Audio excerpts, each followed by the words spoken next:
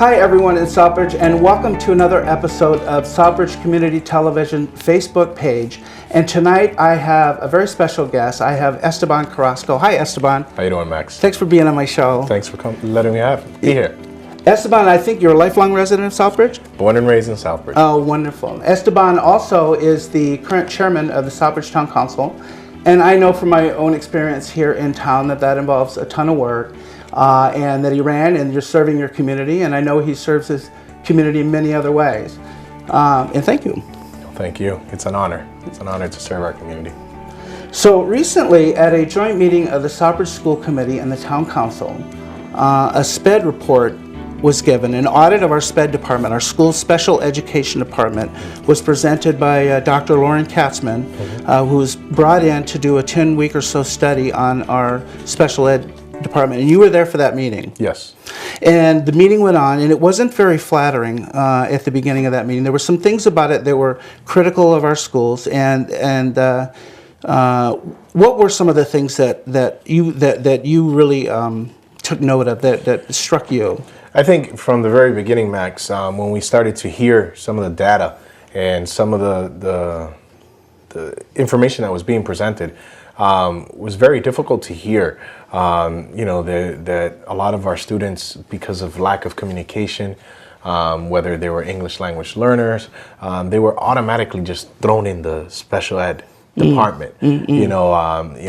Whether rather than providing services to help those students, but no, they were just labeled and thrown into the right. I think Dr. Katzman, one of the things she pointed out was just that, and that it struck me too, that there wasn't like a middle step. And this is backward, of course. This was 5 or 6 months ago that the audit took place. But these kids were just assumed to be special ed, and just because of the lack of communication, right. Not being able to do well in tests because they didn't understand the testing, or not being able to fluently keep a conversation. Unfortunately, the powers that be were not doing what I would say their due diligence to serve a language those kids. problem and a special ed problem aren't the same thing. Two different things. Absolutely. Right. So the audit went on, and an audit much needed. I mean, the state recognized that, and they did it straight away when they took over. And the bad news, I guess, is something sometimes you need to hear. The audit went on, and at the end of it, as so many people in town now know, the Dr. Katzman reported on some just disparaging and just hurtful language that were part of anonymous surveys, I think they were, where the auditor went out and she asked people, parents and teachers and community members, their thoughts on things. And there were 3 in particular that she thought were so egregious that she read. And they were hurtful, and they were racist in nature. There's no other way to put it. And I was there with you, and I think you were a little taken aback. Yeah, Max, I was shocked. Again, I want to say kudos to the school receiver for, doing the report, and bringing, the issues at hand. But I was taken back. What bothered me the most was that the 3 comments that were read were specifically 3 educators, where, I think we can say they were cowards for not, putting their name to it. But the audit was done in confidentiality. And yes, the comments were hurtful, disgusting, ignorant. Inappropriate. Very inappropriate. Yeah. But at the end of the day, we need to address this not only as a school issue, but also a community issue. The whole community it reflects on. Yeah, the schools are the heart of our community in so many ways. They are, but this is, I think, this being brought out is more than just our community. It's more than our schools. There's a broader issue. Yeah, there's a lot of people that have called me, approached me at local coffee shops and said, I am also hurt by these comments. So it's now not just been isolated. This was beyond SPED, didn't this it? is beyond the special ed department, beyond the school district. Now it's a whole community. And how long did it take, huh? I mean, it was within a day or two. The whole town was, and it was disturbing to me, and as a white man, it was disturbing to me because of my relationships. Now, Esteban, you just said you're a lifelong resident, born and raised.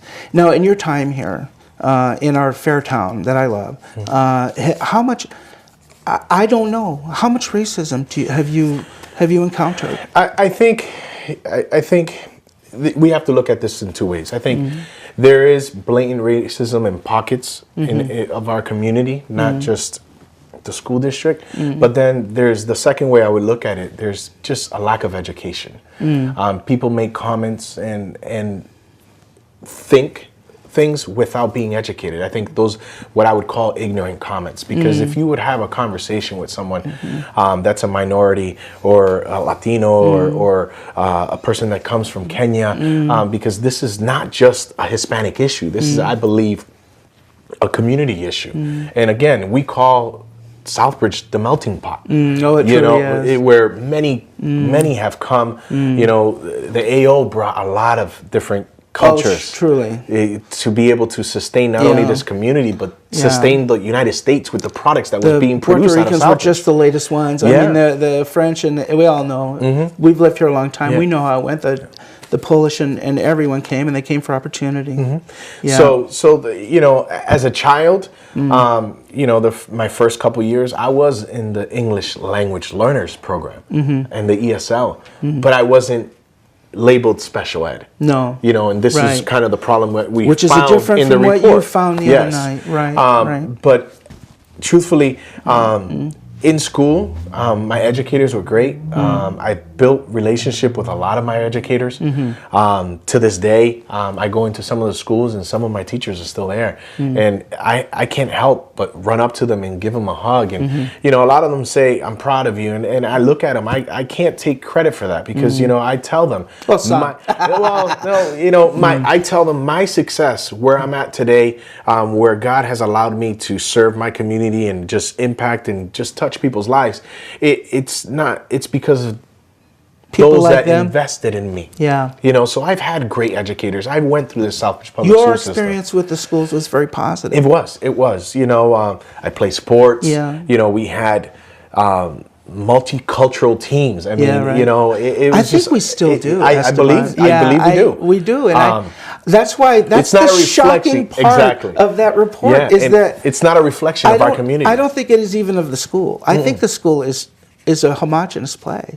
And my son, who went there for 4 years and is doing fine, by the way, it was homogenous then too, and it was a great school. Absolutely. It's our whole community. I mean, it makes us different. It makes us special, you know, if you want to look at it like that.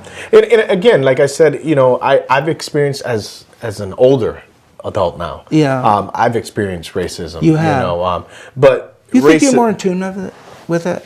I can, you know, you can, you see it. You know, you can see right through it. Yeah. I've experienced it in government. I've experienced it, you know, when I'm dealing with in business. So it's just a lot of it sometimes is ignorance.